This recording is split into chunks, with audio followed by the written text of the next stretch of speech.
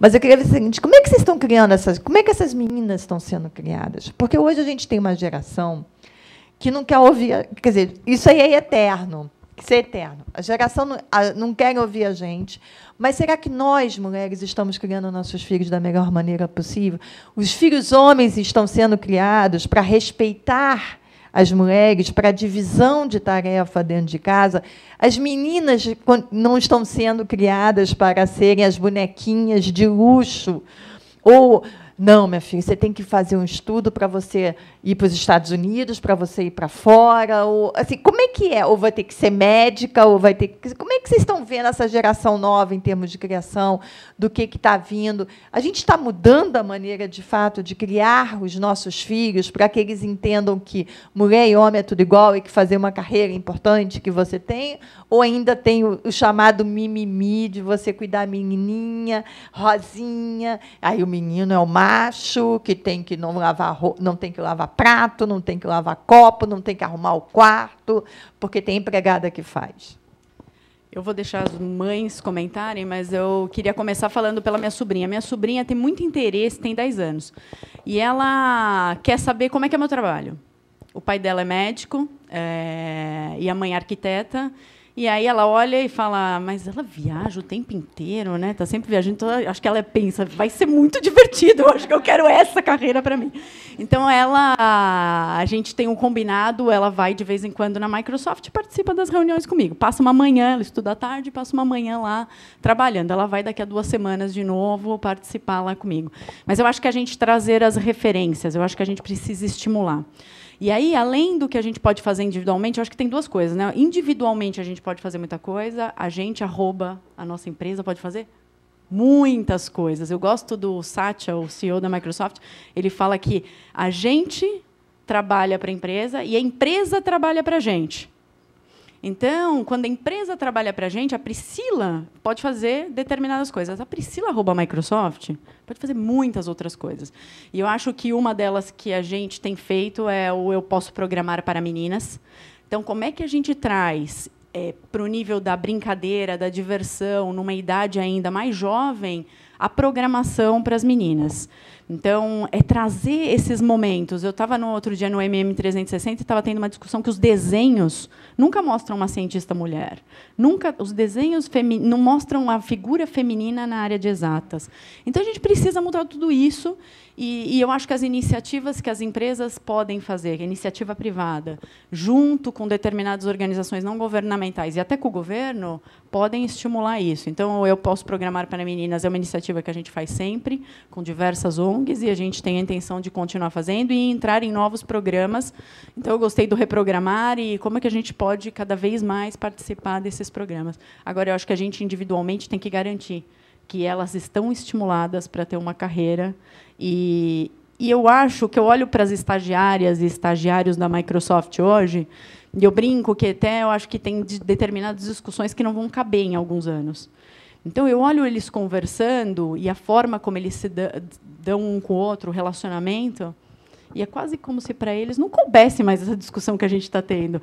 Os meninos têm uma determinada tarefa e as meninas têm outra. As meninas não podem fazer isso. Para eles, não existe mais, para quem tem 20 anos. Mas eu vou deixar as mães que têm experiência comentar. É um desafio, assim, até porque eu vesti minha filha de rosa e eu vesti meu filho de azul. E gostei, assim, eu não tenho problema nenhum. Ela brincava de boneca e ele brincava com a bola. Que o sonho dele é ser goleiro. Então, ele se achou, né? No gol não é um grande atacante, então se achou. O que eu fiz na minha casa?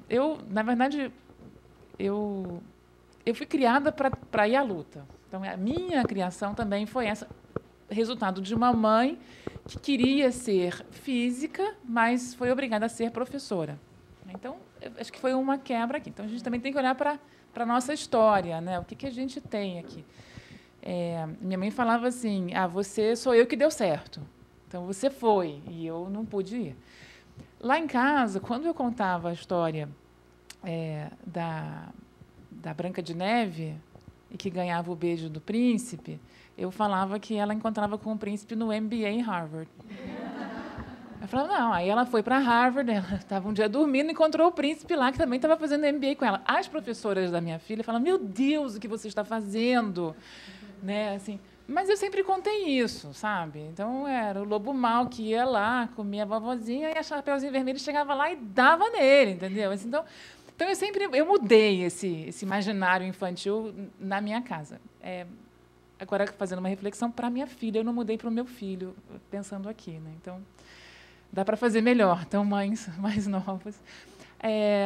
Lá em casa, então, é uma tarefa assim muito igual, né? Não tem, são os dois juntos, a mesma idade, então vai todo mundo junto.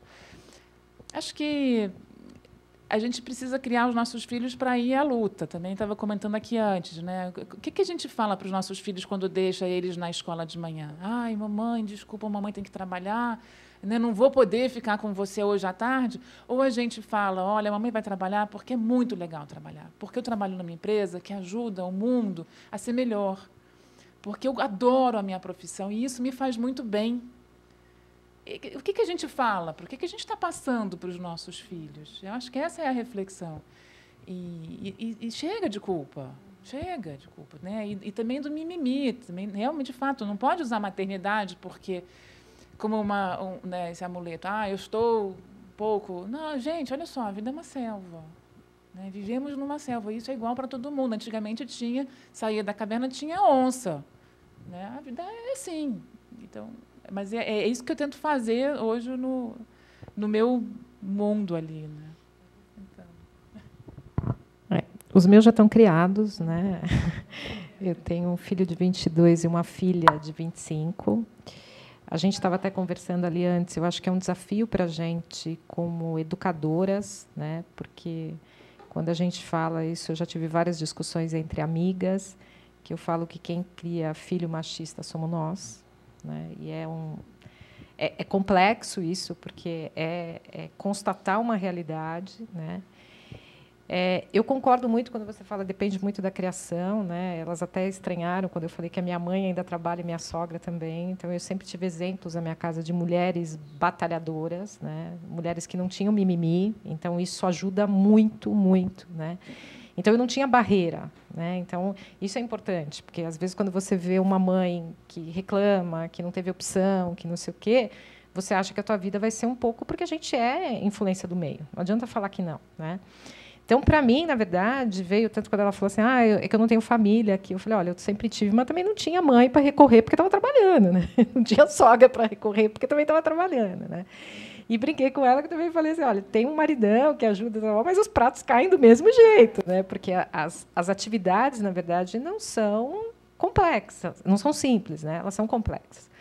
A gente, na verdade, vem de uma educação extremamente restrita, né? Azulzinho, menino tem que ser bola, você não pode dar boneca para menino, etc. e tal.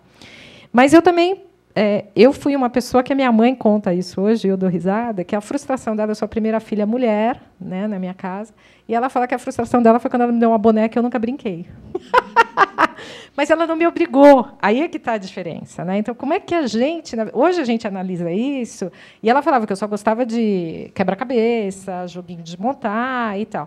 O quanto a gente está incentivando as pessoas a serem elas mesmas, né? Não serem meninas e meninos. Né? Então, isso, para a gente, é uma dificuldade imensa, né? Porque a sociedade está sempre cobrando. Né? Assim, meus filhos, por exemplo, se formaram, nenhum deles veio para a área de tecnologia. Né? E aí também, assim, né, o quanto você influencia... meus pais nunca me influenciaram na escolha de profissão. Né? E eu, como eu sou mais velha aqui, né, a gente vai abrindo a mente aos poucos, mas eu não tive essa influência. Então, jamais eu iria influenciar meus filhos em decisão e tal. E em casa eu tenho um exemplo, por exemplo, a gente brinca em casa, eu e minha filha, que os homens fazem mais as coisas em casa que as mulheres. Mas eu tinha um exemplo do meu marido.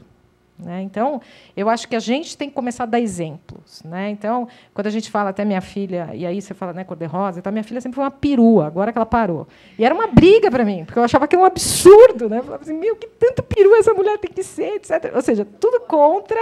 Exatamente. E aí eu comecei, depois de um determinado momento, a entender que era o estilo dela. Né? Hoje ela está totalmente diferente. Então, eu lembro que a festa de 15 anos dela, meu marido olhava para mim e falava, Mônica, mas não é possível. Ela olhava para o meu marido e falava assim, ô pai, a minha mãe não é padrão de mulher. Era assim que ela falava, entendeu? Então, assim, você vê como é engraçado isso, né? Porque ela via a maioria, mais perua, né? Aquela coisa de maquiagem, blá, blá, blá, blá. Hoje ela não usa quase maquiagem, hoje ela não usa salto. Assim, ela foi mudando e se adequando mais com o perfil dela. Então, a gente tem que respeitar um pouco também, mesmo que elas queiram andar de cor-de-rosa, eu tenho que respeitar isso também, né? Não é proibido uma mulher andar de cor-de-rosa, uma mulher ser extremamente vaidosa, etc. Se é a característica dela e ela está feliz com aquilo, vamos respeitar, né? Mas a gente tem muita dificuldade disso, muita. E o que eu falo aqui para o pessoal é que a gente tem que começar a entender aquilo que a gente tem dificuldade para poder trabalhar, né? A pior coisa, na verdade, é a gente achar que a gente não tem o preconceito, porque aí a gente não trabalha com ele. E a gente está cheio de preconceitos, cheios, né? Por quê? Porque a gente vem de uma sociedade muito diferente, gente, né? A gente vê hoje, né, você falando no escritório que você vê e tal, uma coisa é no escritório, até porque eles também fazem né, cá entre nós, né, tem toda uma mostrar, etc, etc. Eu quero ver esses caras dentro de casa. Eu quero ver esses meninos se eles ajudam a mãe dele na hora que precisa, né? Então, é uma sociedade, tem alguns que a gente vai se surpreender, porque ajudam, né? Hoje você tem homens em casa que ajudam muito mais do que as mulheres, e não tem nada contra isso, pelo amor de Deus, não é isso que a gente está falando, né? Porque você tem que estar inserido num ambiente onde as atividades têm que ser divididas, independentemente do sexo. É aí que eu quero chegar, né? Então, assim, quando a gente está numa equipe dentro do trabalho, a gente não busca qual que é o teu ponto forte. Então eu vou puxar ele nisso, vou puxar aqui e tal. Você não fica perguntando se ele é homem, se ele é mulher. Não tem característica feminina, na minha visão, e característica masculina. Tem característica das pessoas. A gente, como sociedade, vai criando isso. O que é característica feminina, o que é característica masculina, né? E aí eu acho que a gente tem que começar a mudar a base, né? Se a gente quer ter um mundo melhor lá, a gente tem que começar a mudar a base. E a base é a educação. E depende da gente. Não adianta. Né? De todos nós aqui, quando a gente fala, né? Desde a gente estar ajudando, desde a gente estar falando e tal. E quando a gente faz um comentário preconceituoso, a gente tem que voltar atrás e realmente admitir que a gente foi. Né? Porque a gente também é arrogante, às vezes, e fica, não, eu não sou. Não foi isso que eu quis dizer, entendeu? E, às vezes, está aqui dentro, está dentro da consciência da gente. Né? E a gente vai ter que mudar isso. Você sabe que a gente implementou é até aberto para o mercado, acho que está no Microsoft.com, que chama Vieses Inconscientes. E é um curso que a Microsoft abriu para o mercado. E isso tem ajudado bastante as pessoas a se darem conta dos vieses que elas têm, porque todo mundo tem. E depois, como é que a gente consegue? A gente tem os 10 comportamentos de inclusão, né?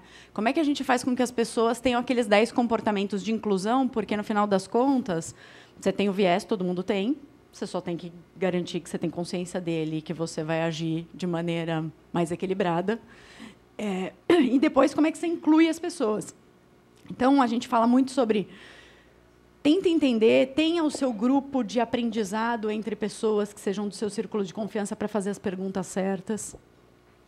Tenha também... Deixa eu beber uma água, que senão... a empatia. E aí, acho que alguém falou de empatia logo no começo, e eu acho que a empatia talvez seja um dos atributos que faz a maior diferença nas empresas. Então, cada um pode ser do jeito que é, mas tem que conseguir olhar além de si mesmo e ter empatia pelo outro, fazer as perguntas, garantir que o outro está sendo ouvido. Então, quando a gente fala de inclusão para todos os pilares de diversidade, ouvir o outro, garantir que ele é entendido, fomentar. E aí eu digo uma coisa que eu acho que as empresas deveriam estar desesperadas por diversidade, né?